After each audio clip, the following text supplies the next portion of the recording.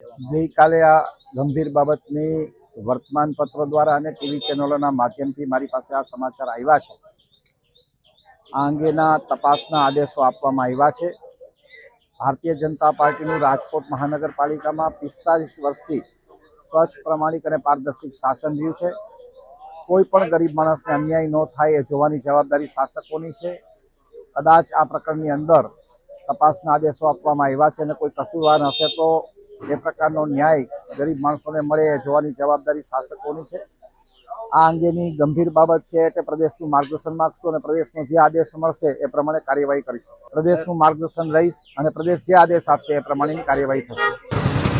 જે મેસેજ અત્યારે આવાસ યોજના બાબતના છે કે ગરીબ લોકોને તેનું પોતાનું આવાસમાં કૌભાંડ થયું છે તે બાબતની અમે સરકારમાં પણ માર્ગદર્શન માગશું અને આની સખત તપાસ કરીશું કે અધિકારી કોણ સંડોવાયેલા છે અને કોણ આ બાબતમાં સંડોવાયેલું છે કે જેથી કરીને ગરીબ લોકોને આવાસ યોજના મળેલ નથી અને અન્ય લોકોને મળેલા છે।